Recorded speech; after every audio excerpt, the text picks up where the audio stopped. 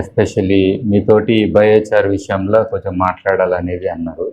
And especially ఈ inland ఫిషరీస్కి ఈ aquaculture models ఉంటాయి కదా, ఐ థింక్ ఇక్కడ ఒకటి పెద్ద నేషనల్ ఇన్స్టిట్యూట్ లాంటిది కూడా వస్తాయి. ఎందుకంటే ఇప్పుడు మనకు 3 పెద్ద చెరువులు ఉన్నాయి ఇక్కడ.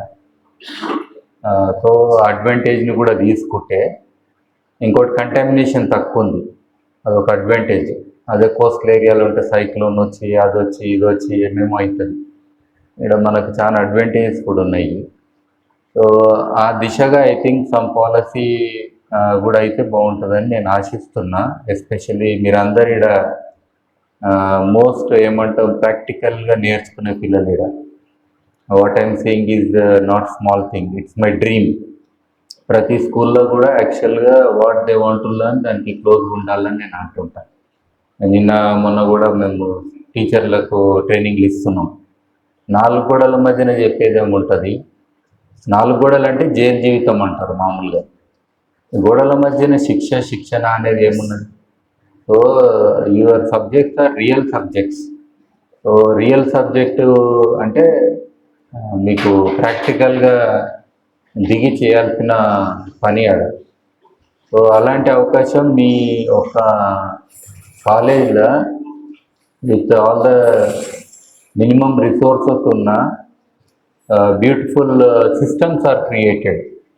There is everything that you can learn. ఇక్కడ నుంచి కూర్చొని కూడా అంత మీకు ప్రాక్టికల్స్ అవుతున్నాయి. అండ్ మీరు కూడా చాలా యాక్టివ్గా ఉన్నారు. I'm very happy.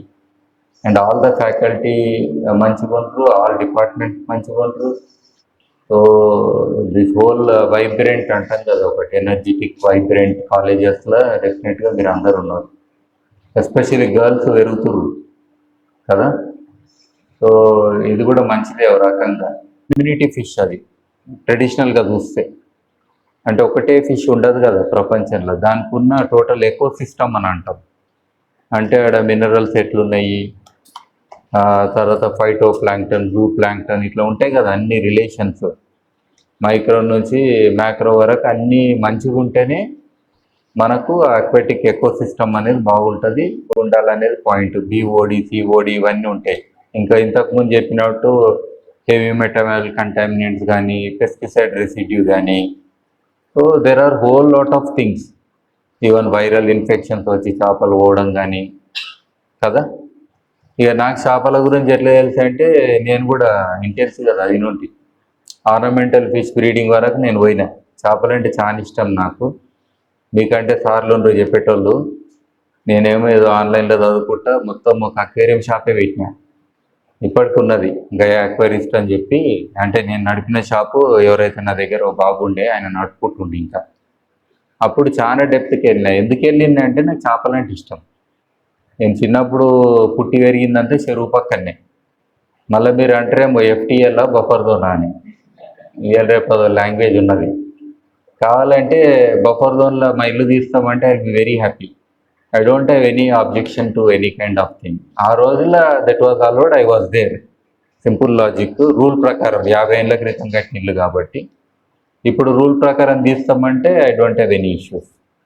అంతే కదా, దాని స్పేస్ దానికి ఉండాలి, లేకపోతే అదే ముంచుతుంది మనను. అది కూడా ఆలోచన చేయాలి. సరే ఎట్లయితే కానీ ఇప్పుడు ఇరిగేషన్ అండ్ డ్రైనేజ్ అన్నప్పుడు నిజంగా ఒక క్యాచ్మెంట్లోకి వచ్చే నీళ్లు ఎనీ ఒక చెరువులో కానీ, చెరువులు అని అంటాం, మన దగ్గర లేక్స్ లేవు.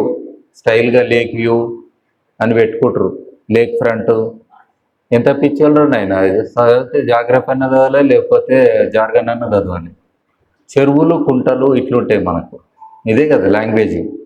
లేక్ అంటే ఏంది, దాల్ లేక్ అని వేరే ఉంటాయి. అవి చిల్కా లేక్ అని, పులికాట్ లేక్ అని, కొల్లేరు సరస్సు అని ఒకప్పుడు ఉండే, ఇప్పుడు మాయమైపోయింది. గది లేకులు సహజ సిద్ధంగా ఏర్పడేటి. కావాలంటే పాండ్స్ ఉంటాయి చిన్న చిన్నగా. పాండ్ అనేది నేచురల్గా ఒక డిప్రెషన్లో మనకు నీళ్లు ఉంటాయి. పాండ్ అనేది గింత కూడా ఉండొచ్చు, తెలుసా మీకు? ఒక బోర్లు కూడా నేను పాండ్ అని క్రియేట్ చేసుకోవచ్చు. దానికి డెఫినేషన్ ఏమి ఉండదు. Pond can be like anything. So చెరువులు అంటే మనం జనరల్గా ఒకటి దానికి సహజ సిద్ధమైనవి కావు చెరువులు, గుర్తుపెట్టుకోండి. ఏదన్నా చిన్న డిప్రెషన్ ఉందేమో, బట్ అదర్వైజ్ ఇవన్నీ కూడా ఆర్టిఫిషియల్లీ క్రియేటెడ్. టెక్నికల్గా గవర్నమెంట్ గిట్ట ఒకవేళ అన్న కానీ ఈ చెరువులన్నీ ఒరిజినల్ చెరువులు, ఒరిజినల్ అని ఏం లేదు. కావాలంటే 500-1000 సంవత్సరాల నుంచి మన రాజులు కట్టి కట్టలు కడితే చెరువులైనవి. అవునా కదా? చాలా మటుకు కట్ట మీదకించే రోడ్డు. అర్థమైందా? అసలు అవతలకి మనము నిజంగా ఒక వాగు దాటాలంటే బ్రిడ్జ్ అని వేయాలి, లేకపోతే కట్టనన్న కట్టాలన్నట్టు రూలు. అందుకే ట్యాంక్ బండ్ అంటారు ఇప్పటికీ. హుసేన్ సాగర్ దాని మీద ఏమంటారు? ట్యాంక్ బండే రోడ్డు. ఆ పదాన్నే మనము రోడ్ అనుకుంటున్నాం. అర్థమైంది కదా? సో ఇప్పుడేమైందని అంటే ఈ క్యాచ్మెంట్ ఏరియాస్ అనేది లేవు. సహజ సిద్ధంగా వచ్చే నీళ్ళు ఏడలేవు. ఈవెన్ మీరు ఈడ ఆక్వాకల్చర్ పెట్టినా మన ఇరిగేషన్ ప్రాజెక్టులలో వచ్చే నీళ్లు మంచి నీళ్ళు అని ఏం లేదు. మన గోదావరి అంటే ఏ నాసిక్ కాడికించో పవిత్రం చేసుకుంటూ వస్తారు కదా అందరూ. పవిత్రం అంటే ఆడ డొమెస్టిక్ సీవేజ్ అనండి, ఇండస్ట్రియల్ ఎఫ్లుయెంట్స్ అనండి, అన్ని నీళ్లు కలిసి అన్ని షహరు ఊరు అన్నీ ఉంటాయి కదా, అన్నీ కలిసి పెస్టిసైడ్లు అన్నీ కలిపి మనకు ఏవర్ శాంపుల్ నీళ్ళు వస్తాయి. బయోమాగ్నిఫికేషన్ అంటారు ఇంతకుముందు సార్ చెప్పినట్టు. ఈ చేపలలో ఏందనంటే మీకు మీనామాత ఇన్సిడెంట్ కూడా తెలుసు. మెర్క్యూరీ అనేది అందులో మ్యాగ్నిఫై అయినందుకు అది జపాన్లో అయింది. సో అయినందుకు దీన్ని మనుషులు చచ్చిపోయారు, తెలుసు కదా. అంటే దాని బాడీలో అక్యుములేట్ అవుతాయి, కొన్ని బయటికి వెళ్ళాయి అన్నట్టు. అట్లే కొన్ని హెవీ మెటల్స్ ఇవన్నీ కూడా అక్యుములేట్ అవుతాయి. మామూలు వెజిటేరియన్ తినేటోళ్ళు ఎక్కువ రోజులు బతారంటే గిందికే. ఈ నాన్ వెజ్ వాళ్ళకి ఏమైతే అంటే బయోమాగ్నిఫికేషన్ అయ్యి అది ఫర్ ఎగ్జాంపుల్ 1 year చేప పెరిగింది అనుకున్నాం, 1 year పొల్యూషన్ అంతా అందులోకి వచ్చేసింది అనుకున్నాం. అది ఒక్కరోజు నువ్వు మంచి లొట్టలు వేసుకొని తిన్నావు. అదే ఈ మామూలుగా పాలకూర ఏదో మీద తింటాం కదా మనం మామూలుగా, ఆ పండు ఈ కాయ తినేటోళ్ళకి ఏంటంటే తక్కువ ఉంటుంది దీన్ని అందులో క్యుములేటివ్. కాబట్టి వీళ్ళ మీద ఇంపాక్ట్ తక్కువ ఉంటుంది లాజికల్గా. సో అట్లా మనకు ఇప్పుడు ఈ అక్వాకల్చర్లో ఈ థ్రెట్ అనేది ఉన్నది. అది ఏడికించన రాను కానీ ఇవన్నీ ఉన్నాయి.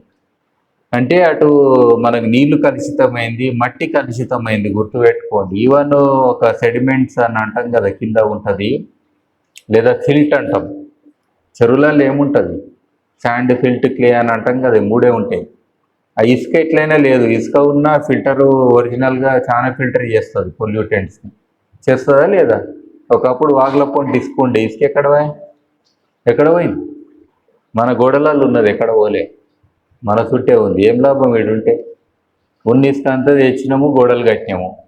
ఆల్టర్నేటివ్ లేక కాదు, వెనకట్టు ఎవరు ఇసుకనే వాడలేదు ట్రెడిషనల్ కట్టడాలల్లో. మట్టి గోడ కడితే మట్టి గోడలు ఇసుకకి ఏం సంబంధం ఉంది? వెనకటికి లేదు, మొన్నటిదాకా కూడా ఒక 70-80 ఏళ్ళ క్రితము వరకు కూడా ఈ కల్చరే లేదు. ఇసుక, సీకు, సిమెంటు ఇట్లా వచ్చింది కదా ఒకటి కల్చర్, అది లేనే లేదు. సరే ఇక సిల్టు గిల్టు అందులో కూడా మనకి ఏంటంటే అట్లీస్ట్ ట్రెడిషనల్ పద్ధతులల్లో సిల్ట్ రిమూవల్ అనో పద్ధతి ఉండే, అట్లా కంటామినేట్స్ అనేది పోతుండే. కనీసం ఎవ్రీ ఇయర్ మనం అది తీసినప్పుడు ఆటోమేటిక్గా అందులో వచ్చినాయి అన్నీ కానీ పొల్యూటెంట్స్ అన్నీ కూడా తీసి పక్కన వేసినట్టు అవుతుండే కదా, అవునా కదా? సో అట్లా మనకు అట్లీస్ట్ ఒక సిస్టమేటిక్. ఇంకోటి ఏముండారంటే చెరువు నిండాలే ఎండాలి అని మొన్న ఒకటి నేను వీడియో పెట్టిన ఉల్టా, నిండాలే ఎండాలే. అర్థమైందా? అక్వాకల్చర్లో కూడా మీరు చూడండి, ఒక టైం ఉంటుంది, మొత్తం నీళ్లు తోడేసి దాన్ని ఎండబెట్టినట్టు చేసి లైమింగ్ చేసి మళ్ళీ ఫ్రెష్గా నీళ్లు నింపుకొని మళ్ళీ చేపలు వేస్తారా లేదా? మరి హుసేన్ సాగర్ నీళ్లు తీస్తామంటే గీళ్ళు లేని నాకు అర్థం కాదు. అరే ఎవడన్నా చెత్తబుట్ట తీసి బయట వేస్తే మంచిదా, లేకపోతే చెత్త నింపుకుంట పోవాలా? లేదా మూత తీస్తే వాసన వస్తుంది. నువ్వు పర్మనెంట్గా వాసన వచ్చేటట్టు అది నీ పక్కనే పెట్టుకుంటే ఎప్పటికున్న టైం బాంబ్ అవుతుందా కాదా? మరి హుసేన్ సాగర్ టైం బాంబే అవుతుంది. ఆ నీళ్లు తీయనీయరు, దాంట్లోకి ఏం చిన్న లేదు, నీళ్లు తీయంగానే మొత్తం గుడిసెలేస్తారంట. వేస్తాడు, ఎట్లయినా వేస్తాడు. ఇప్పుడు ఏం లేదా హైదరాబాద్లో మొత్తం అన్ని చెరువులు కబ్జాలేని చేసిరా చేయలేదా? హైడ్రా ఎందుకు వచ్చింది మరి? అర్థమైంది కదా? సో అంటే నిజమే, ఇక్కడ పెద్ద ఇదేం దాపెట్టుకునేది ఏం లేదు. అయ్యేదేందో మీ అందరికి తెలుసు, ఏం చేస్తారో జనాలు, అవునా కదా? ప్రకృతిలో ఉన్న వాటిని ఎట్లా విధ్వంసం చేస్తున్నారు దాంట్లో మనకి అక్వాటిక్ ఎకో సిస్టమ్స్ కూడా దెబ్బతినే అనేది నా బాధ.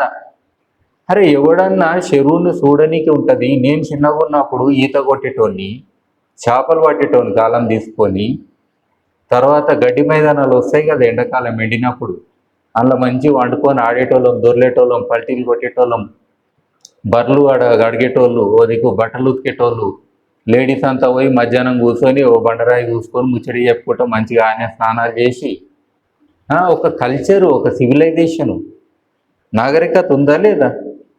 సో ఆ నాగరికత అంతా పోయింది ఇప్పుడు. ఏమన్నంటే చెరువు చుట్టూ ఒకటి నక్లెస్ రోడ్ అని ఉరితాడేయాలి. ఉరితాడే అంట, ఎందుకంటే నీకు క్యాచ్మెంట్ ఏరియానే క్లోజ్ చేసినావు. రోడ్ వేస్తే నీళ్ళు ఏడ్కేంచి వస్తున్నారా నాయన? దాని ఒరిజినల్ డ్రైనేజ్ ఇట్లా ఉంటుంది, పాయలు ఉంటుందా లేదా? First order, second order, third order streams అని ఉంటాయి. మీకు తెలుసుగా, ఒర్రే అంటారు, ఓడక అంటారు, వాగు అంటారు, పెద్దవాగు అంటారు, రివర్ అంటారు. ఈ రూల్స్ కదా, అంటారా లేదా? మరి అవన్నీ ఎక్కడ పోయినాయి? అవి లేనిదే చెరువు నింతదా? మనం కూడా పిక్చర్లో అవన్నీ బంద్ అయితే చెరువునే బంద్ చేయాలి. ఏం నింతున్నాయి? డ్రైనేజ్ నింతుంది. డ్రైనేజ్లో చేపలు ఎట్లా వేస్తారు నాకు అర్థం కాదు. అది కూడా లొట్టలు వేసుకొని ఎట్లా తింటారు? తింటారు, మస్తు తింటారు. మా దగ్గర హైదరాబాద్లో కూడా ఏ చేపలన్నా మురికి మనుషులు మురికి చేపలు తింటారు. అర్థమైందా? గటర్ కా కీడ గటర్ పసంద్ కర్తా అని ఒకటి అంటారు. కాక్రోజ్ కంటే ఘోరమైన మనం. దానికంటే అలవాటు, దాని జీవితం మొత్తం అందులోనే ఉంది కాబట్టి అది హ్యాపీగా ఉంటుంది ఆడ. మనిషి అట్లా బతకనిక పుట్టిండా? పుట్టలే కదా. మరి ఆ పొల్యూటెడ్ అన్నీ కూడా మనం తింటున్నామా లేదా? సో ఐ థింక్ ఇక్కడ అట్లనే ఇది గుర్రాల గడతారు చూసిరా, రెండు అటు ఇటు. ఎందుకంటే అది డీవియేట్ కావద్దని. అటు ఇటు ఉరుకోద్దు, యుద్ధం చేస్తే కూడా ఒక తీరే ఉండాలి. ఆ దాన్ని చూసి దీన్ని చూసి భయపడి ఇది కావద్దని ఇట్లా అడ్డం పెడతారు. టాంగాకు కూడా పెడతారా లేదా? మరి చెరువులకు ఎవరు పెట్టమన్నారు నీ వర్టికల్ గార్డెన్స్? అరే ఒక కాలువ ఉంటే దానికి కూడా అడ్డం కడతారు, చూడొద్దంటే నువ్వు గలీజ్గా మెయింటైన్ చేస్తున్నావు. మీ ఇళ్ళలో కూడా రెండు చుట్టాలు వేస్తే ఆ దుప్పటి ఈ దుప్పటి అడ్డం వేస్తారా లేదా? టెంపరీ వేస్తురా లేదా? అట్లా ఎన్ని రోజులు దాకా పెడతారు అట్లా? నిజమే కదా.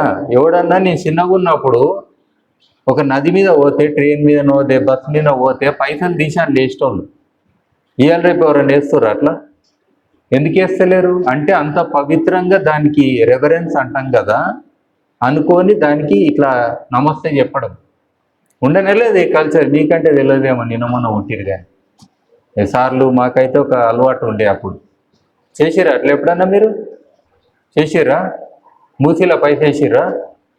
దానిలో ఒక్క దాంట్లో వేయరు, అది నది కదా ఏంది? దాన్ని నది అనే పదమే తీసేసిర్రా నాయన. దాన్ని ఏంటంటే డ్రైనేజ్ లెక్క చూస్తున్నారు. అది కూడా నదే కదా. ముచ్చుకుందా అని ఎంత మంచి పేరు దాని పేరు. ఎవరైనా పేరు పెట్టుకొని ఇక రెడీ ఉండరు. గోదావరి అని పెడతారు, గంగా అని పేర్లు పెట్టుకుంటారు, మూసి అని పేర్లు పెట్టుకునేటోళ్ళు తక్కువ మంది. ఒక్కనే పెట్టిండి ఇష్టంతో, నాకు తెలిసైనా ఇంకెవరు పెట్టలేదు. అలా బిడ్డకు పెట్టుకోండు మంచిగా. సో అట్లా మనము దానికి ఇవ్వాల్సిన రెస్పెక్ట్ కూడా ఇస్తలేము. And we have highly polluted it. అర్థమైంది కదా. సో ఇప్పుడు మనము అక్వాకల్చర్లో ఒకటేమో సహజ సిద్ధంగా ఉన్న వాటర్ బాడీస్లో పెంచాల్సిన ఆవశ్యకత ఉన్నది. ఎందుకంటే మనకు టోటల్ నీళ్లు పెరిగినాయి. క్లైమేట్ చేంజ్లో కూడా విపరీతమైన వరదలు వచ్చుడు, చెరువులు నిండుడు, పొంగి వర్లుడు, లేదా మన గత ప్రభుత్వాలు చేపట్టిన ఇరిగేషన్ ప్రాజెక్టుల మూలాన కూడా ఒక పెద్ద ఎత్తున నీళ్లు కుండలైనాయి. ఆల్రెడీ మొత్తం నిండు కుండల్లాగా అంటాం కదా మనం. సో మొత్తం నీళ్లు మీదనే ఉంటున్నాయి ఇప్పుడు. ఒక రకంగా మంచిదే కదా.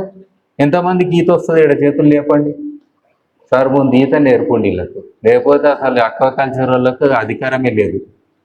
ఒక స్విమ్మింగ్ పూల్ కట్టిపోయింది వెనక, లేడీస్కి సపరేట్ టైమింగ్లు పెట్టండి.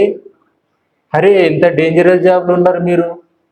మీకు ఈత రావాలంటే మీరే కాదు, మా సొంటలు కూడా ఏ నాలలో కొట్టుకోబోతామో తెలియదు. ఇవాళ రేపు హైదరాబాద్లో వరద పడితే కూడా రోడ్లే నదులు అవుతాయి. అట్లనే ప్రతి పట్టణంలో కూడా ఎప్పుడు వర్షం పడుతుందో తెలియదు, ఎప్పుడు కొట్టుకోబోతామో తెలియదు.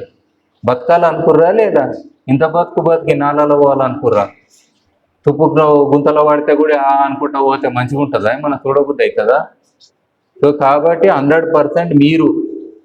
ఒక ఆమె ఇట్లనే ఉండే, నేను మెరైన్ దాని మీద పనిచేయాలనుకున్న సముద్రాల మీద అని అన్నది. మరి ఏం చేస్తున్నావు అంటే స్కూబా డైవింగ్ నేర్చుకుంటున్నా అన్నది. ఎంత పర్ఫెక్ట్ అది. మీరు కూడా సబ్జెక్ట్ చదువుతుంటే సబ్జెక్ట్ సంబంధించిన స్కిల్స్ అయితే ఉండాలన్నా లేదా? మినిమం ఏడున్నాయి. సో కంపల్సరీ ఇవన్నీ కూడా నేర్చుకోవాల్సిన ఆవశ్యకత ఉంది.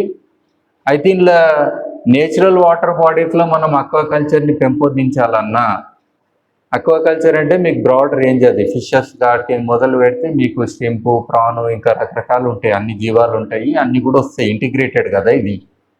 సో అట్లా పెంచాలని ఈవెన్ ఆర్నమెంటల్ ఫిష్ని కూడా మీరు పెంచాలన్నా. ఎందుకంటే ఆర్నమెంటల్ ఫిష్కి మనం ఎక్కువ కేర్ తీసుకోవాలి. మీకు తెలుసు, మెరైన్ అక్వేరియం అయితే ఇంకెక్కువ తీసుకోవాలి. అంత ఈజీ జాబ్ కాదు మెరైన్ అక్వేరియం మేనేజ్ చేయడం. ఆర్డినరీ వాళ్ళకి కూడా ఈజీగా ఉంటుందా మెరైన్ అక్వేరియం మేనేజ్ చేయడం? ఈజీయా? సో కాబట్టి బట్ స్టిల్ మీరు ఏ ఫీల్డ్లో ఉన్నా కానీ చూస్ చేసుకున్నా కానీ the quality of water first మీకు వస్తుంది. సరే ఇప్పుడు మన సబ్జెక్ట్కి వద్దాం. ఆడ బొగ్గు ఉన్నది, ఒక బొగ్గు ఇక్కడ దేని ఎవరన్నా ఇవి అసలైంది వచ్చింది. బొగ్గు చూసిర్రా? అందరు తెలుసు కదా ఇదేం బొగ్గు. మామూలుగా కట్టె బొగ్గు అంటాం. కట్టె కనబడుతుంది దీన్ని చూస్తే, షేప్ కనబడుతుందా కట్టె షేప్? ఇది రైల్వే బొగ్గు కాదు. రైల్వే బొగ్గు ఏమో నేను ఇట్లా ఇసిరేస్తే మీరు పట్టుకున్న బరువు ఎక్కువ ఉంటుంది, ఇది హల్కగా ఉంటుంది. అర్థమైంది కదా? జనరల్గా ఎనీ బయోమాస్లో మనకి ఏముంటాయి అంటే CHO తర్వాత N S ఇంకా మిథియాన్ ఉంటాయి, కాల్షియం మెగ్నీషియం మీరు ఏమనంటే న్యూట్రియంట్స్ అన్ని రకాలే కొంచెం కొంచెం పార్ట్స్ ఉంటాయి, ఎలిమెంట్స్ ఉంటాయా లేదా? ఇలా బేసికల్గా CHO అనేది N ఇవి 4 మెయిన్ అనుకుందాం. సో ఇవన్నీ కూడా ఎలిమినేట్ అయ్యి C ఒకటి మిగులుతుంది. ఆ C ఒకటి మిగలనికి మనం చేసే ఒక ప్రక్రియ ఏంటంటే థర్మోకెమికల్ ప్రాసెస్ అని అంటాము, దాన్ని పైరోలసిస్ అని కూడా అంటాము. ఇలా 3 పద్ధతులు ఉంటాయి మనకు. ఎందుకంటే ఈ లెక్చర్ నేను ఇవ్వాలంటే 3 రోజులు కూడా చెప్తే కూడా ఒడవది, కానీ క్విక్గా చెప్తున్నా. మళ్ళీ మీరు నాది యూట్యూబ్ ఛానల్ ఉంది, అది చూడండి, బయోచార్ ఛానల్ అని, అందులో మీకు చాలా అర్థమవుతాయి. సో ఇలా ఫైనల్గా C మిగలాలనేది మనము ఆలోచన. ఫర్ ఎగ్జాంపుల్ నేను ఏ పైరోలసిస్ పద్ధతిలో చేసినా కొంచెం ఎఫిషియెంట్గా చేసినప్పుడు మీకు 100 కిలోల కట్టెని నేను కాల్చినప్పుడు for example around moisture of 12% 15% ఏదో లోపల నేను కాలుస్తాను అనుకుందాం. 100 కిలోలు కట్టె తెచ్చి నాకు 20% బొగ్గెళ్తుంది, అంటే 25 కిలోలు బొగ్గెళ్తుంది ఫైనల్గా, మిగతా అంతా ఎగిరిపోతుంది. అర్థమైందా? సో ఇది ఏ కలర్ ఉంది? కార్బనైజేషన్ అని కూడా అంటాం మనం దీన్ని. అర్థమైందా? సో ట్రెడిషనల్గా అయితే మీరు దేనికి వాడుతుండే దీన్ని? పళ్ళు తోమనీకి అని చెప్పుండి. ఇప్పుడు కూడా నిన్నమో దొరుకుతుంది చార్కోల్ టూత్పేస్ట్ అని, చార్కోల్ సోప్ అని, చార్కోల్ మాస్క్ అని, చార్కోల్ బ్రష్ అని కనబడే మీకు నిన్నమోన. ఇది బ్లాక్ రెవల్యూషన్ మొదలైంది, అందుకే అన్నీ బ్లాక్ వస్తున్నాయి. అర్థమైంది కదా? ఎందుకంటే ఇందులో మంచి గుణాలు ఉన్నాయని మళ్ళీ తెలుసుకోరు కొంతమంది.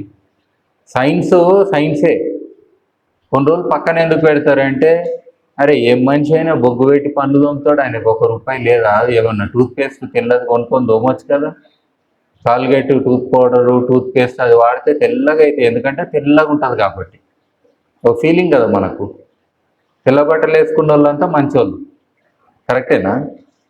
అదే ఫీలింగ్, అందుకే వేసుక తిరుగుతారు. మనం అట్లనే ఆ తెల్లది పెట్టి తోమితే తెల్ల పనులు అయితే అని ఫీలింగ్లు ఉన్నాం. వెనకటికి ఇదేదో మీరు మరి అంటే అలా పనులు ఊడిపోయినాయి. ఇది 30 ఏళ్ళు రాగానే పనులు లేని వాళ్ళే ఉన్నారు మన తాతలు ముత్తాతలు. ఈ కంపెనీలు మల్టీనేషనల్ కంపెనీలు ఉంటేనే మన వాళ్ళు ఇకిలిచ్చిరా, వాళ్ళు కూడా నవ్వేరు కదా. ఏదో మనమే ఫీలింగ్ ఏమో ఈ పనులతో దొంగం కాబట్టి దగ్గరికి రా అని ఒక అడ్వర్టైజ్మెంటు, నవ్వే అడ్వర్టైజ్మెంట్ రెండోది, ఇవే కదా రెండు. మళ్ళీ ఎక్కువ పనుల డాక్టర్లు ఎక్కువ ఉన్నారు ఇప్పుడే వెనకటి కంటే కూడా. అర్థమైంది కదా?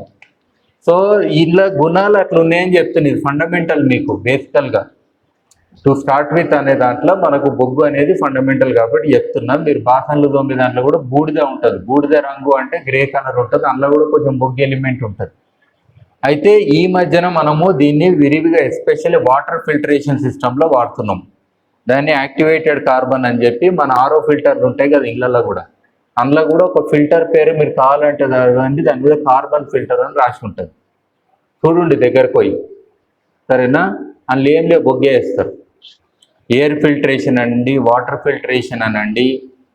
ఈ మధ్యన మేము బయోచార్ అని దీనికి పదం పెట్టినాం. ఇది 2007 నుంచి ప్రాచుర్యంలో ఉంది. నేను 2005 నుంచి పనిచేస్తున్నా, అంటే పదం వాడుకలు అయినప్పటి నుంచి నేను దీని మీద పనిచేస్తున్నాను.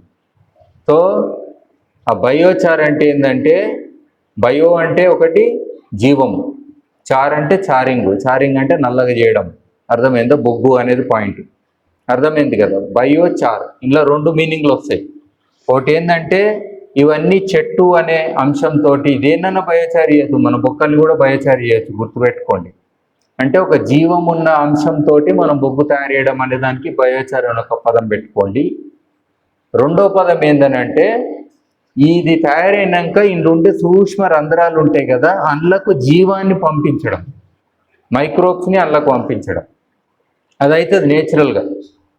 అర్థమైందా? వాటికి కూడా అపార్ట్మెంట్లు కావాలి కదా, మనకేనా అపార్ట్మెంట్లు? అవి కూడా ఎక్కువ బతకాలంటే ఏం చేయాలి? దాక్కోవాలి కదా. వాటికి కూడా ఇన్సెక్యూరిటీ ఉంటుందా? నిన్న మొన్న యుద్ధాలు చూస్తున్నారు, ఆ యుద్ధాల కంటే ఎక్కువ యుద్ధాలు మట్టిలో అయిపోయి తెలుసా మీకు? ఎన్ని జీవాలు ఉంటాయరా నాన్న, మీ మైక్రోస్కోప్లో ఇంత చూపెడతారు. పాపం ఆ జీవాలకు రోజు గుట్టు మెట్టుకు అంటుంటుంది, ఏమొచ్చి తింటో తెలియదు. వార్ఫేర్ ఏది, కెమికల్ వార్ఫేరు, ఫిజికల్ వార్ఫేరు అన్నీ ఉంటాయి. క్యానిబలిజము A to Z ఉంటాయి అందులో, ఉంటాయా లేదా?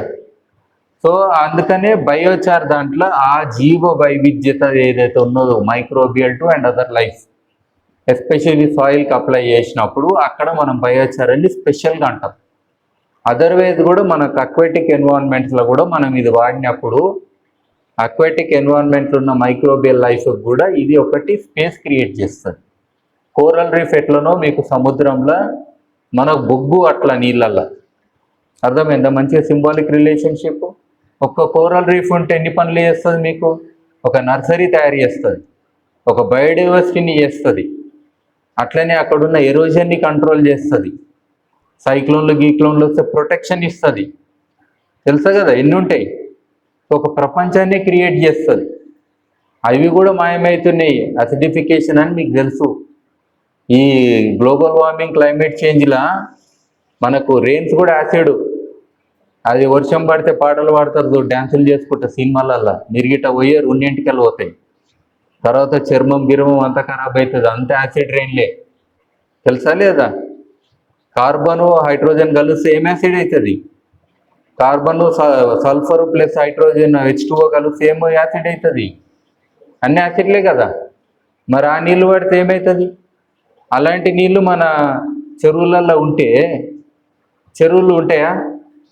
సో ఆల్రెడీ ఆ యాసిడ్ ఇప్పుడు కొంచెం అల్కలైన్ ఉండాలి వాటర్, లైట్గా 7 మీద కొంచెం pH ఉంటేనే కదా ఈ చేపలు గీపలు బతుకుతాయి. ప్యూర్ యాసిడిక్ ఉంటే అది చచ్చిపోతాయి. అయితే దీనికి లైమింగ్ ఎఫెక్ట్ కూడా ఉంటుంది, గుర్తుపెట్టుకోండి. లైమింగ్ అని అంటే ఇది pH కొంచెం పెంచుతుంది. ఇందులో 2-3 కారణాలు ఉన్నాయి. ఒకటి ఏంటంటే దీనికి కొంచెం మ్యాష్ కూడా కొంచెం ఉన్నందుకు ఒక రీజన్ అవుతుంది.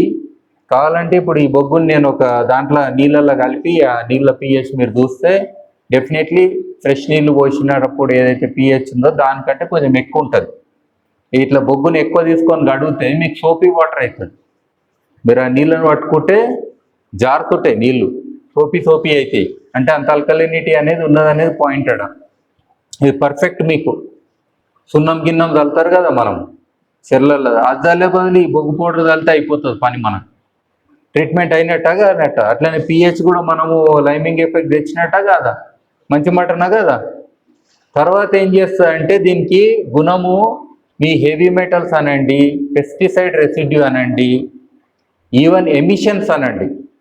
మీకు చాలా నీళ్ళల్లో ఒక ఎమిషన్స్ జమ అవుతాయి, మీథేన్ కానీ రకరకాల సల్ఫర్ డైఆక్సైడ్ గ్యాసులు కానీ ఎన్నో గ్యాసులు జమ అవుతాయి. అయితే లేదా అవన్నీ అబ్జర్వ్ చేసుకుంటుంది. మీరు మామూలు గ్రావెల్ వేయండి ఒక అక్వేరియం, ఈవెన్ అక్వేరియంలో, నేనైతే అక్వేరియంలో ఈ చంక్సే పెడతా డిజైన్గా. ఇట్లా మంచి డిజైన్లు పెడతా, ఒకదాని వాడు పెద్ద పెద్ద కట్టెలు తెచ్చి పగలగొట్టకుండా. అవి ఇనిషియల్గా తేలుతాయి, మెల్లగా మునుగుతాయి. గుర్తుపెట్టుకోండి, మునుగుతాయి ఫైనల్గా. సో మునిగినప్పుడు ఏంటంటే బ్యాక్ డ్రాప్ కూడా మంచిగా ఉంటుంది మీకు. దీని ఒక కలర్ కానీ టెక్స్చర్ కానీ డెప్త్ కానీ, ఆ చేపలు కూడా ఇట్లా తిరుగుతుంటే ఎంత మంచిగా అనిపిస్తుంది. మీరు ఆ పనికి మాలిన ఎయిర్ బబ్లర్లు అక్వేరియంలు అవి పెడతారు కదా, మీ ఫిల్టర్లు, ఆ కరెంట్ అంతే ఎక్కువ. దాని బదులు ఇలాంటివి పెడితే కూడా మీకు వాటర్ ప్యూరిఫై అవుతుంటుంది. కొన్ని రోజులు పెట్టి తీసి మళ్ళీ ఏ చెట్లకి వేసినా ఎరువు. ఎందుకంటే మీ నైట్రేట్స్ అన్ని గుంజేస్తుంది. మీ అమోనియా పాయిజన్ తెలుసు కదా. అమోనియా అంతా ఇట్లా గుంజినప్పుడు మనకు యూరిన్ ఈజ్ యూరియా కదా. జనరల్గా జీవి పెద్దగైన కొద్దీ యూరిన్ అనేది ఎక్స్క్రీట్ చేస్తుంటాయి, ఎక్కువ చేస్తుంటాయి. అదే కదా పాయిజన్ మనకు. అదంతా కూడా ఇది పట్టుకుంటుంది మంచిగా, దీనికి అఫినిటీ ఉంటుంది. దాని ఎక్స్క్రీటా కూడా టెన్షన్. మీరు గోల్డ్ ఫిష్లు పెంచిరు, ఎంత గలీజ్ చేస్తాయి, చూడడానికే బాగుంటాయి. కానీ 2 రోజులలో ఎక్కువ గలీజ్ అయిన అక్వేరియం అంటే గోల్డ్ ఫిష్ తోటే. ఏ ఫిష్ అన్న కొంచెం మంచిగా వస్తాయి కానీ. సో ఇలాంటివి ఉంటే ఏమవుతుందో అవన్నీ కూడా పట్టుకుంటుంది. పట్టుకున్నప్పుడు అప్పుడు దీన్ని మీరు గ్రావెల్లా కూడా దీన్ని వాడవచ్చు. చంక్స్ ఆఫ్ బయోచార్ని కింద వాడండి కంకర్లాగా. వాడినప్పుడు ఏమవుతుంది, కొన్ని రోజులు ఉంచినాక ఏమవుతుంది, ఎరువు తయారవుతుంది. ఆ ఎరువుని అక్వాకల్చర్ ఏమంది ఫర్టిలైజర్ అని చెప్పండి. దాన్ని ఎయిర్ డ్రై చేయండి అంతే. ఎయిర్ డ్రై చేసి మీరు ఏ పొలానికి పంపినా బంగారం అవుతుంది. మీకు తెలుసు కదా ఇంటిగ్రేటెడ్ అక్వాకల్చర్ ఫార్మ్స్లల్లో ఈ నీళ్ళని మనం చెట్లకి ఇవ్వాలి, మీరు ఆల్రెడీ చేస్తారు. ఫైటో రెమిడియేషన్ అనేది మీకు ఉన్నది ఆల్రెడీ, పద్ధతులు కనబడుతున్నాయి కదా ఆల్రెడీ, ఇట్లా లైన్గా పెట్టి చెట్లు అట్లా పెట్టే బదులు ఇది ఇండైరెక్ట్ మెథడ్స్. ఈవెన్ ఆ ఫైటో రెమిడియేషన్ పైప్ ఉందా మీకు, అందులో బొగ్గే నింపుండి, కంకర ఎందుకు నింపారు? సరే వెనకటి నింపిరు, అది వేరే విషయం, ఇప్పుడు ఇవ్వాల్సిన పని అది. బొగ్గు చంక్స్ మంచిగా నింపేసేయండి, పర్ఫెక్ట్. అది రన్ అయితేనే ఉంటుంది, మీకు వేర్లు మస్తు వస్తాయి. మీకు అందులో మైక్రోబియల్ లైఫ్ అన్ని రకాలు, ఈవెన్ ఫంజీ, ప్రోటోజోవా, నిమాటోడ్స్ ఇట్లుంటాయి కదా రకరకాలు, ఒక లెవెల్స్ ఆఫ్ అర్త్వామ్స్ కాడికెంచి. సో అన్నీ కూడా చాలా పెరుగుతుంది డెన్సిటీ, గుర్తుపెట్టుకోండి. సో అట్లా వాటర్ ట్రీట్మెంట్ కూడా 100% అవుతుంది. And based on this by products మీరు ఇంకా ప్రోడక్ట్స్ క్రియేట్ చేస్తారు. సరే మీకు అంత శాత కాలేదు మొత్తం కింద వేయాలని, దీంతో మీరు స్పెషల్గా ఇట్లా రింగుల్లాగా తయారు చేయొచ్చు. ట్యూబ్లు వేస్తారా మీరు పడవలకు, అలాంటి బయోచార్ రింగ్స్ తయారు చేయొచ్చు, ఇంకా కంపోజిట్ మెటీరియల్స్ తోటి అవి ఆలాడేయచ్చు.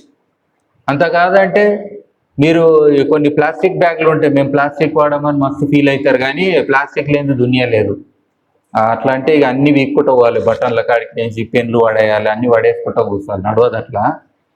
వాడే దగ్గర వాడుండి, లైఫ్ ఎక్కువ వస్తుంది అంటే వాడుండి, అంతే లాజిక్. నేనేమి ఎక్కువ వాడమని అంటలేను. రీయూజ్ అనేది మీరు చేయండి. చేసినప్పుడు ఏం చేస్తారు, ఆ పర్ఫొరేటెడ్ బ్యాగ్స్ ఉంటాయా, ఉల్లిగడ్డ బ్యాగులు లాంటివి, లేకపోతే రకరకాలు ఉంటాయి, అందులో బొగ్గు నింపేసి ఆలాడేయండి అక్వా పాండ్స్లలో. మీకు వాటర్ ట్రీట్ అయితే లేదైతే ఏదైతే ఇన్ఫ్లో ఉంటుందో ఎస్పెషల్లీ అక్కడ వేయండి, అవుట్ఫ్లోలో కూడా వేయండి. ఎందుకంటే అవుట్ఫ్లోలో ఇది డేంజరస్ అయితే ఒక్కోసారి మీరు నేచురల్ వాటర్ బాడీస్ పంపుతారు. నేను బీతర్కనిక వెట్లాండ్ ఎకో సిస్టమ్స్ అవి స్టడీ చేసినప్పుడు, అరే చుట్టుముట్టు ఉన్న మిగతా నీళ్ళని ఖరాబ్ చేసినాయి. వీళ్ళు ఈ అక్వా కల్చర్ వాళ్ళు చేస్తారు కదా, ఈ నీళ్ళని తోడి వేస్తారు కదా, ఆడ నేచురల్గా ఉన్న eco system, wetland eco system అంతా ఖరాబ్ అవుతున్నది. ఆల్గల్ బూమ్, గిల్గల్ బూమ్ అన్నీ అవుతాయి కదా. సో అవుట్లెట్ కాడ కూడా పెట్టాలి మనం, ఇన్లెట్ కాడ పెట్టండి, అవుట్లెట్ కాడ పెట్టండి. అట్లనే స్పెషల్ ఫిల్టర్లు కొన్ని రీడిజైన్ చేయొచ్చు మీరు. ఆల్రెడీ మీకున్న ఫిల్టర్లల్లో ఈవెన్ అక్వేరియంలో ఉన్న మామూలు ఫిల్టర్లు కూడా స్పాంజ్ వీకి అందులో బొగ్గు పెట్టండి. మామూలుగా సాక్స్ ఉంటుంది కదా మీ దగ్గర, పాత సాక్స్, ఆ సాక్స్లో బొగ్గు నింపి ఆ సాక్స్ అందులో పెట్టించేయండి. సన్న బొగ్గు అయినా అటు ఇటు ఉరుకుతుంది, ఇక ఉరుకుతుందా? అయితే బొగ్గు వాడే ముందు ఇందులో కొన్ని PAHs అని ఉంటాయి, పాలీ అరోమేటిక్ హైడ్రోకార్బన్స్ అని కొన్ని ఉంటాయి. కాబట్టి దీన్ని క్లీన్ చేసుకోండి, మామూలు నీళ్ళల్లో క్లీన్ చేసుకోండి.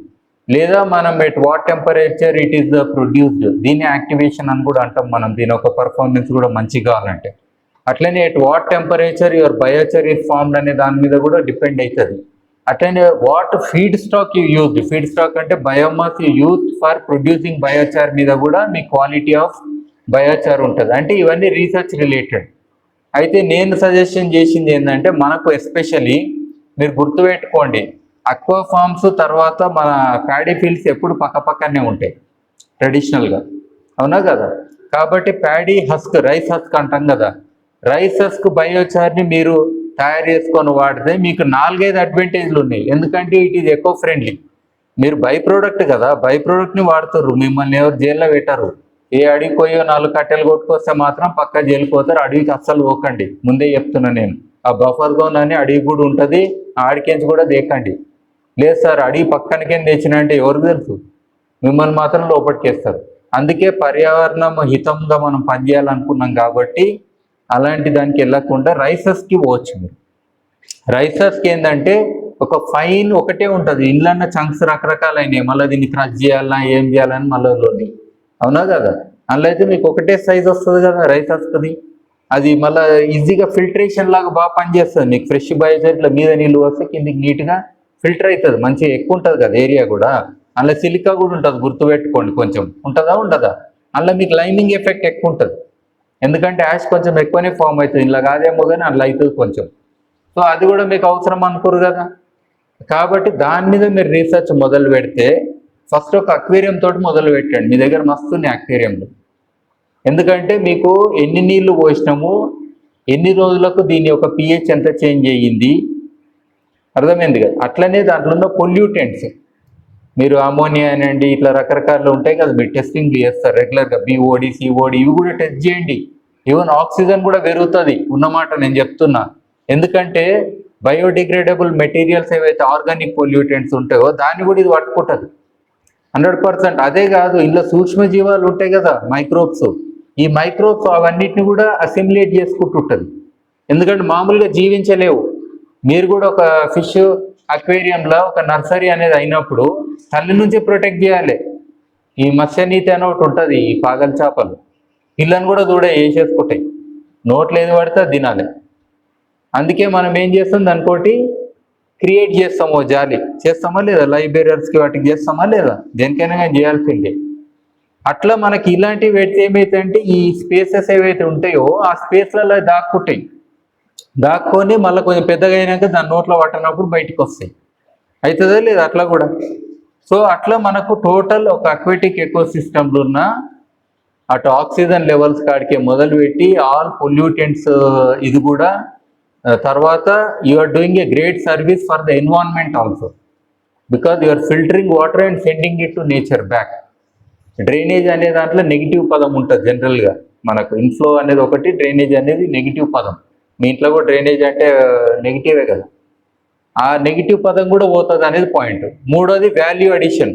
ఫైనల్గా ఏంది, వీఆర్ క్రియేటింగ్ ఫర్టిలైజర్స్. అది నేను అంటున్నా, దీన్ని మీరు ఏమన్నా అనొచ్చు, మామూలుగా యూరియా తెల్లగా ఉంటుంది, నేను నల్ల యూరియా అంటున్నా దీన్ని. ఈవెన్ మన యూరినల్స్లో కూడా ఇవి వేసేస్తే, మనుషులు వాడే యూరినల్స్లో కూడా వేస్తే దేశ సేవ ఎంత చేసినట్టు. దేశ సేవ అంటే దేశభక్తి ఓన్లీ దుష్మన్ని ఏసుడే అనేది ఉండదు. పర్యావరణానికి మంచి చేస్తే కూడా దేశ సేవ భూమి సేవ కూడా అవుతుందా కదా. మనం ఏమిస్తాం చెప్పి ఏమి ఇయ్యము, రైతుల నుంచి అన్ని కావాలంటాము, పొల్యూషన్ మాత్రం ఇస్తాం వాళ్ళకు ఉండలేకుండా, అవునా కదా. సో ఇట్లా ఐ థింక్ చాలా ఇంటిగ్రేట్ చేయొచ్చు. ఇది బ్రీఫ్ టాక్ మాత్రమే. డెఫినెట్గా ఈరోజు ఒకటి ఇనిషియేషన్ అనేది అవుతుంది మన దగ్గర. సో మీరు చాలా యాక్టివ్ ఉన్నారు, ఇంటెలిజెంట్ ఉన్నారు, పెద్ద ఆలోచన లేదు. నేను ఈ మధ్యన కొన్ని ఎస్పెషల్లీ అర్బన్ వాటర్ బాడీస్ని కూడా రెనోవేట్ చేయడానికి బయోచార్ ఎట్లా వాడాలని చెప్పిన, అందులో ఇవన్నీ ఇంటిగ్రేటెడ్ సిస్టమ్స్. గుర్తుపెట్టుకోండి, మూసీలో కూడా చేపలు కనబడాలి, ఇట్లా చూస్తే కనబడాలి మీదికించి, ఎత్తుకుడు కాదు. అట్లా పోతేనే ఆ రోజు మంచిగా అయినట్టు కదా. అందులో మనం ఎన్నో విధాలుగా దీన్ని ఇంటిగ్రేట్ చేస్తే టోటల్ రివరైన్ ఎకోసిస్టమ్స్ అనండి, ఈ పాండ్ ఎకోసిస్టమ్ అనండి, ఈ అక్వాకల్చర్ ఆర్టిఫిషియల్ పాండ్స్ అనండి, లేకపోతే ఈ యొక్క చెరువులు కుంటలు ఇవన్నీ అన్నాం కదా. సో అన్ని ఎకోసిస్టమ్స్ కూడా మంచి చేయొచ్చు అండ్ సుస్థిరత అనేది మనం క్రియేట్ చేయొచ్చు. ఫుడ్ న్యూట్రిషన్ పెద్ద ఇష్యూ, అందులో ఫిషరీస్ నెంబర్ 1 ఒకటి, అంటే already it is meeting many global poor people కానీ ఆల్ ఓవర్ ది వరల్డ్. ఇది నేనంటే వెజిటేరియన్ కానీ తినేటోళ్ళు నాన్ వెజ్ తింటారు, తప్పదాళ్ళకు ఆ మాత్రం ప్రోటీన్ లేకపోతే ఈ మాత్రం కూడా మనుషులు ఉంటారు కాబట్టి వాళ్ళకు లేకపోతే ఉన్న జంగ్లీ యానిమల్స్ కూడా ఖతం అయిపోతాయి, అవునా కదా. సో ఇవన్నీ కూడా అది మనకు కావాల్సిన అంశాలే. అంటే అది ఫుడ్ సెక్యూరిటీ అనేది ఏ గోల్ అనేది తీసుకోండి, సస్టైనబుల్ డెవలప్మెంట్ గోల్లో బయోచార్ మీరు వాడితే క్లైమేట్ చేంజ్కి మొదలుపెట్టి, ఎందుకంటే కార్బన్ సీక్విస్ట్రేషన్ కూడా గుర్తుపెట్టుకోండి. గాల్లో ఉన్న కార్బన్ బొగ్గు రూపంలో ఇది 100 ఏళ్ళు ఉంటుంది భూమిలో. ఒకసారి వేసిన బొగ్గు ఎన్ని ఏళ్ళు ఉంటుంది, 100 ఏళ్ళు ఉంటుంది. ఫైనల్గా ఒకటి మీకు కాషన్ కూడా చెప్తున్నా, అందరు చెప్పారు ఇది, కానీ ఇది 100 ఏళ్ళు ఉంటుంది కాబట్టి ఆలోచన చేయండి. ఎక్కువ వేస్తే కూడా నెగిటివ్ అవుతుంది, తక్కువ వేస్తే రిజల్ట్ తక్కువ వస్తుంది. డాక్టర్ మీకు టాబ్లెట్ ఇచ్చి రోజు ఒకటి వేసుకో అంటే ఎందుకు వేసుకోవాలి, ఒకటి నేను సగం వేసుకుంటే అంటే జ్వరం తగ్గుతుందా? అది ఎంతో రీసెర్చ్ చేసి ఎలకల కంటే గింత ఇస్తారు రీసెర్చ్ చేసినప్పుడు. ఆ ఎలకకి వేసినంత మనకి వేస్తే మనము తగ్గుతుందా? మన లెవెల్కి ఇవ్వాలి కదా మన బాడీ మాస్కి. సో అట్లా ఇస్తేనే తగ్గుతుంది కదా. సో అట్లనే ఈ బొగ్గు కూడా ఎంత వేయాలనేది దానికి లిమిటేషన్స్ ఉంటాయి. ఇవన్నీ మనం ఎస్టాబ్లిష్ చేస్తే ప్రోటోకాల్స్ అవుతాయి. ఆ ప్రోటోకాల్స్ అయినప్పుడు మీరు సైంటిఫిక్గా ఇగో నా దగ్గర ఇంత కెపాసిటీ ఇన్ని లీటర్ల ఉంది, ఇన్ని ఫిష్ చేయాలనుకున్న దానికి నేను ఎంత బొగ్గు వేయాలనేది మనం ఎస్టాబ్లిష్ చేస్తే డెఫినెట్గా ఆ రోజు అదే సైన్స్గా దీన్ని ముందరికి తీసుకోనికి అవుతుంది. అయితే R&D లేనిది మనం సైన్స్ ముందరికి రాగదు.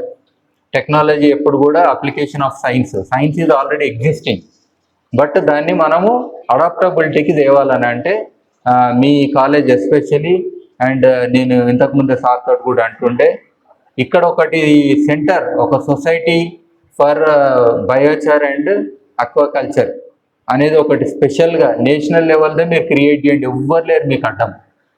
మీరు చేసినాక వాళ్ళు మిమ్మల్ని ఫాలో కానీ. నేను రైతుల ట్రైనింగ్లు ఇస్తే రైతులు యూనివర్సిటీలో ట్రైనింగ్ ఇస్తారు. ఇక అంతకంటే ఏం కావాలి. ఎందుకంటే చెప్పేటోళ్ళు లేరని రైతుతోటే చెప్పించుకుంటారు ప్రొఫెసర్లు కూర్చొని. ఎందుకంటే నన్ను విలువాలంటే కష్టం కదా అని అవుతుంది ఉల్టా. మీరు ఆల్రెడీ పయనీర్స్ అయినాక మిమ్మల్ని మించి ఎవరు ఉంటారు?